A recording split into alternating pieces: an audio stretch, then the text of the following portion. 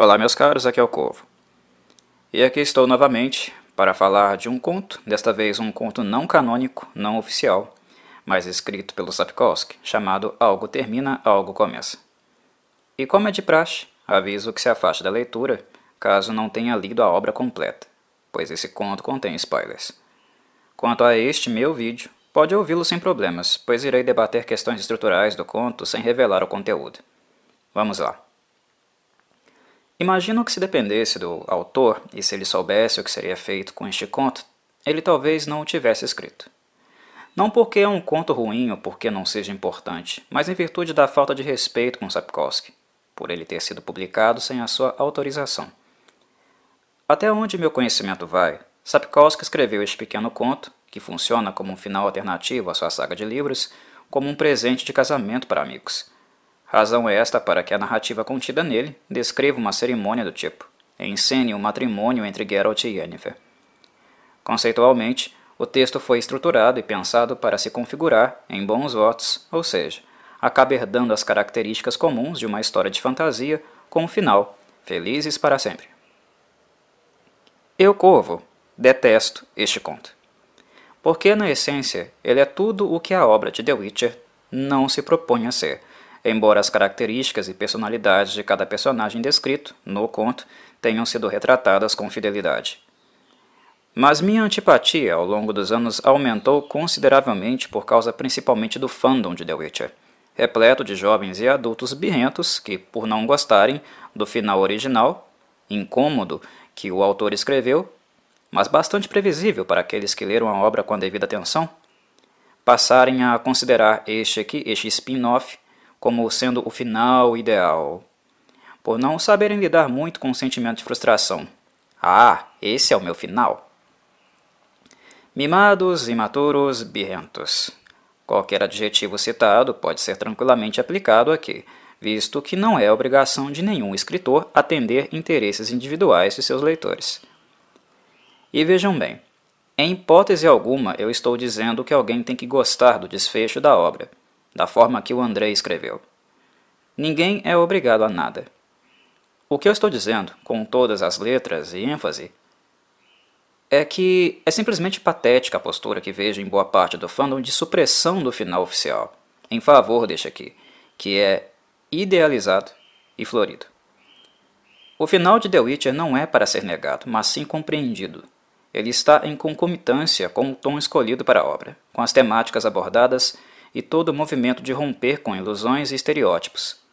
Sapkowski trabalhou isso incansavelmente em cada livro que publicou. Se você leu todos eles, apenas para chegar no final e torcer o nariz, porque ele encerrou a obra da forma que ele escolheu, porque ele, entre aspas, feriu os seus sentimentos ou não atingiu as suas expectativas, faça o favor de crescer, ou quem sabe, passe a comprar livros infantis nas suas próximas aquisições. Assim as chances da criança não ser frustrada serão bem reduzidas, ou até mesmo nulas. Que tal? Sapkowski estava cheio de boas intenções quando escreveu Algo Termina, Algo Começa. Não foi um erro da parte dele brincar com a própria obra e escrever algo completamente avesso e improvável acerca da mesma. É espantoso e risível como alguns ditos leitores de The Witcher, ao lerem este conto, sugerem que ele seria um final perfeito. Perfeito onde, cara pálida? Este é talvez o texto menos witcheriano que Sapkowski escreveu. É um texto profundamente sapkowskiano, porque ele tem a condução, o ritmo e o humor característico do autor, mas não witcheriano, porque ele carece da seriedade conceitual, sempre defendida por ele durante a obra, e que em momento algum ele abriu mão. Sapkowski, quando escreveu o final canônico, tinha plena certeza de que ele desagradaria muito mais do que, necessariamente, arrancaria sorrisos de seus leitores. Mas ele é um escritor que, como coloquei no título do vídeo, é muito coerente com o seu trabalho, com aquilo que está escrevendo. Ele não deturpa, não modifica ou força situações na sua narrativa para satisfazer fulano ou ciclano. Ele segue a demanda que o próprio texto pede, o que ele solicita. Ele respeita o lore que ele mesmo criou. Isso é sinal de integridade. Neste sentido, é uma tolice, sem tamanho, se referir a algo termina, algo começa como um final perfeito. Quando leio algo do tipo, eu tenho vontade de rir. Provavelmente da mesma forma que o Sapkowski deve ter feito quando escreveu esse conto.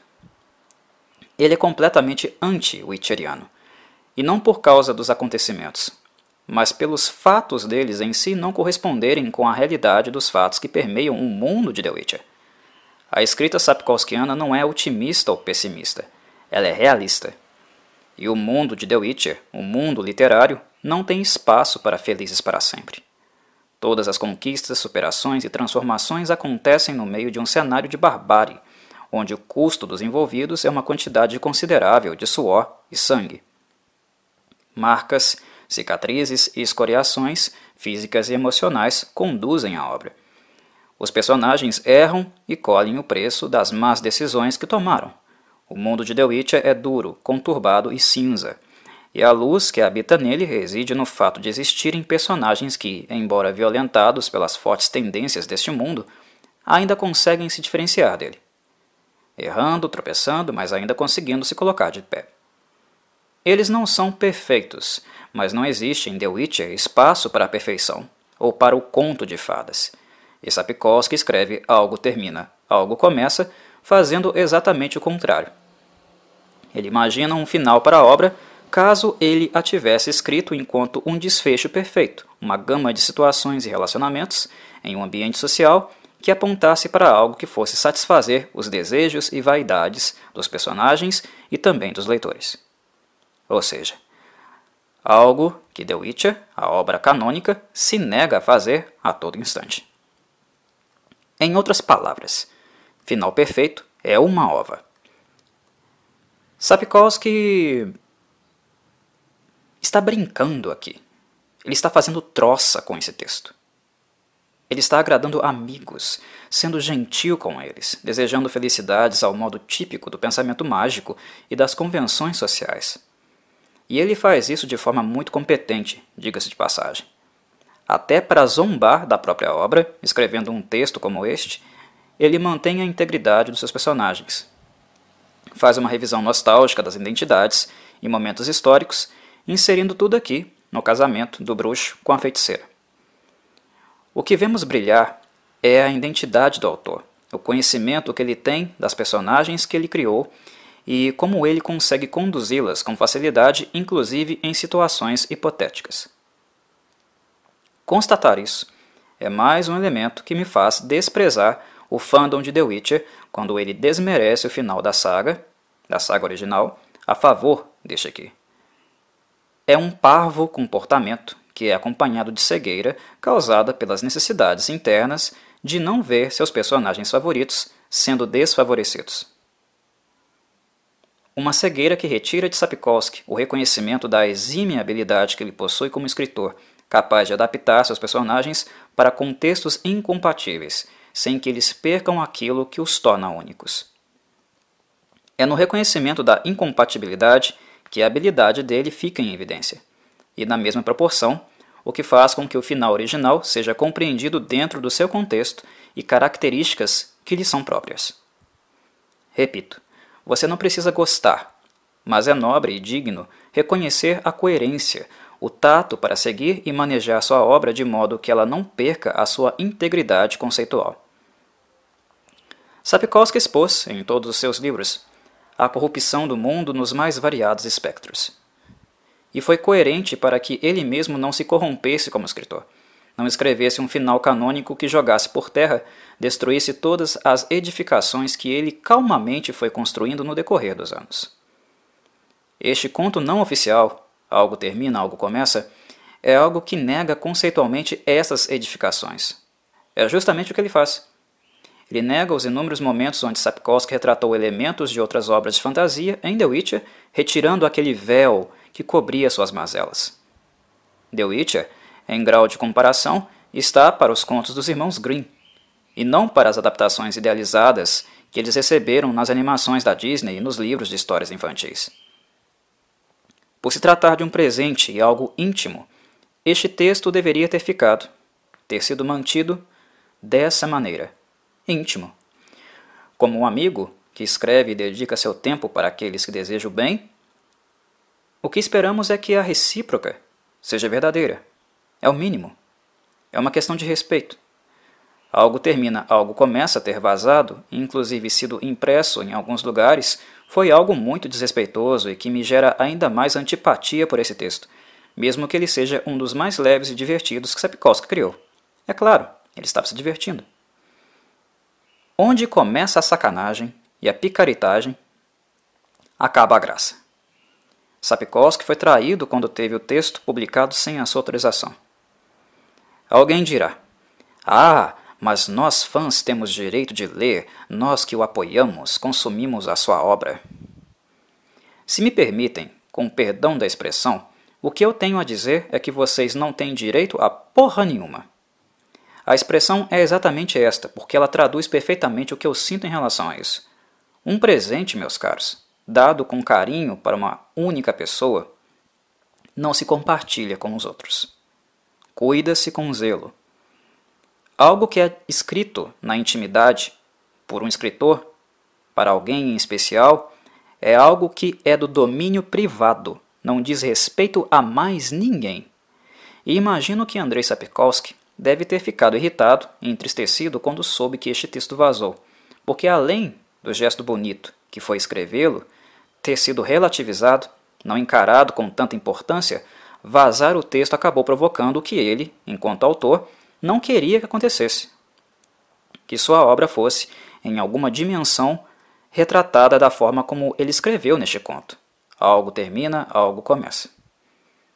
É algo que vai contra a integridade dela, que ele sempre protegeu. Mesmo que para o fandom insuportável de The Witcher não seja nada demais, para ele é uma mancha. Aqueles incapazes de entender e se colocar no lugar do autor, eu vou desenhar para vocês. O que aconteceu é algo na mesma proporção de um ladrão entrar na sua casa, furtar seus esboços e rascunhos e publicá-los, sem que você esteja satisfeito com eles, sem que eles contenham as mensagens que você, escritor, quer comunicar. O texto, ao ser publicado dessa maneira, gera uma imagem da obra que lhe desagrada, e após publicado, uma mancha indelével, porque não há como voltar atrás. Portanto, nesse sentido, a publicação de Algo Termina, Algo Começa, além de antiética, agrediu igualmente a integridade do artista e da sua arte. Ah, Corvo, mas o texto é tão bom! Bom do ponto de vista técnico, levando em consideração a capacidade do polaco como escritor, do arrojo na escolha de palavras, na criatividade para construir momentos e situações caricatas durante a cerimônia e festa de casamento de Geralt e Yennefer. Neste sentido, sim, ele é bom. Mas conceitualmente, este texto é uma completa desgraça. É como misturar água e óleo. Ou seja, não se mistura. Não era possível terminar The Witcher assim. A obra não pedia isso. E aqueles que escrevem, que gostam da pena, vão compreender perfeitamente o que eu estou dizendo. Quando nós começamos a escrever, nós sempre temos uma ideia inicial, um plano de ação. Mas aquilo que está em nossa mente e aquilo que se materializa no papel são coisas completamente diferentes. Nós podemos conhecer e ter uma ideia inicial de como começaremos a escrita, o que queremos dela, mas jamais, em hipótese alguma, sabemos onde iremos chegar, o fim de nosso percurso enquanto escritores e criadores. Isso se deve ao fato da criatividade superar nossos planos iniciais, transcender as imagens mentais criadas, ou até mesmo, nas crises criativas, nos levar a notar que as coisas não eram exatamente na prática como imaginávamos que elas seriam. Alguém pode dizer: eu escrevi algo com começo, meio e fim, do jeitinho que eu havia imaginado. Caso não passe de um texto de uma página, isso é algo que não passa de uma gigantesca falácia. Isso não é possível. Por mais que estruturalmente sua história tenha seguido o plano que você traçou e imaginou, a concretude dela foi bem diferente e inesperada. É algo que só se descobre fazendo. A forma dela foi criada ao vivo, na ação. Tanto é que, se você se sentar novamente e escrever sobre a mesma história ou conto que criou, os textos sairão diferentes. você não replicará as mesmas palavras e a mesma conjuntura que utilizou no primeiro texto. Eu explico isso para reforçar que o texto é coisa viva. Ele nos demanda coisas, ele ganha formas que não esperamos. Ele se estrutura de certa maneira, ou até mesmo cria uma identidade para si que anteriormente nós não tínhamos uma imagem perfeita ou clara de que ele faria isso. E um bom escritor é aquele que sabe ler bem o seu próprio texto. E ler bem o seu próprio texto é saber ouvir o que ele está te pedindo, como ele se comunica com você. Algo que Sapkowski, como se pode observar, fez muito bem. O enfoque dele é sempre na narrativa, naquilo que o texto vai configurando, solicitando, problematizando. E ele deixa o texto falar, doa a quem doer. É por isso que a obra sapkowskiana não é algo que soa forçado ou artificial, porque o autor soube deixá-la fluir, ganhar seus próprios contornos e encerrou a mesma de forma coerente, sem os floreios e devaneios das obras de fantasia tradicionais. No mais, finalizo minha fala mencionando que uma segunda característica faz os leitores órfãos de The Witcher, aqueles que ficaram com dor de cotovelo, gostarem também de algo termina, algo começa. A mais clara, obviamente, a razão para eles gostarem tanto é o final Felizes para Sempre, como mencionei antes. Finais assim são confortáveis para leitores com baixo nível de tolerância à frustração, como também coloquei. Mas o final Felizes para Sempre cumpre também uma função de tapa-buraco. Para amantes de uma obra, quando ela termina, e termina da forma como originalmente terminou The Witcher, uma sensação de luto é esperada para quem acompanhou a série por meses ou até anos a fio. E o Felizes para Sempre é capaz de produzir certo alívio analgésico, diminui um pouco do inchaço. No entanto, Sapkowski ainda fez outra coisa em Algo Termina, Algo Começa que fatalmente atrairia o apreço dos leitores que chegaram ao final da saga. Ele se apoiou na nostalgia. Ele fez isso no resgate de personagens marcantes de toda a saga, que foram selecionados na lista de convidados que Jaskier perdeu. E assim, ele mesmo acabou montando outra, convidando até quem não precisava convidar. Sapkowski traz o casamento de Geralt e Yennefer como um palco para personagens de arcos distintos, que jamais se encontrariam em outras situações. E personagens sapkowskianos, meus caros, são sempre personagens de muita personalidade. Esta é uma característica do autor.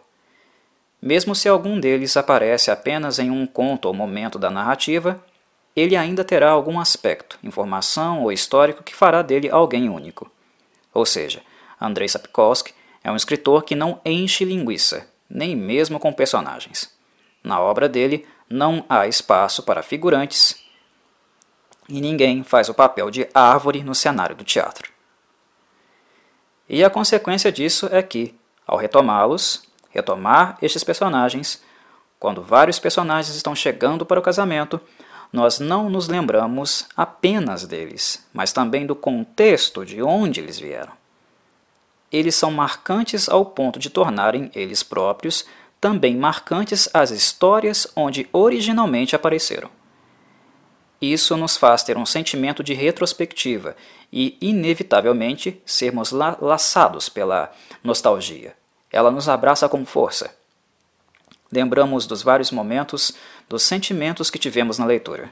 Lembramos não apenas dos personagens, mas de nós mesmos. E esse sentimento é um sentimento poderoso que afeta o leitor. E é algo que vai entrar em choque, em contato com algo que está, naquele momento, na epiderme. O fato de que a história acabou. De que nós não teremos mais nada para ler adiante e que, de certo modo, daremos adeus aos personagens que acompanhamos por tanto tempo. Isso é algo que tem a capacidade de seduzir o leitor também, principalmente se considerarmos o soco que ele tomou com o final canônico da obra. Mas, ao mesmo tempo, revela o quão tendencioso é sugerir que algo termina, algo começa, seja um final ideal e que o original é uma porcaria. Pura dor de cotovelo. Na minha avaliação, a nostalgia dos acontecimentos, ao ver tantos personagens de personalidade forte se encontrando e, obviamente, se desentendendo e criando barracos entre si, é algo que diz também do próprio Andrei Sapkowski. Mesmo brincando, escrevendo um texto que ele mesmo não leva a sério, acaba sendo uma forma dele olhar para sua obra como um todo e perceber o produto final, aquilo que ele criou. Algo a se orgulhar, porque The Witcher é uma grande obra. E para autores como Sapkowski, que passam literalmente anos se dedicando a acrescentar mais linhas ao mundo literário criado, são obras também biográficas, pois elas ocuparam grande parte da vida deles.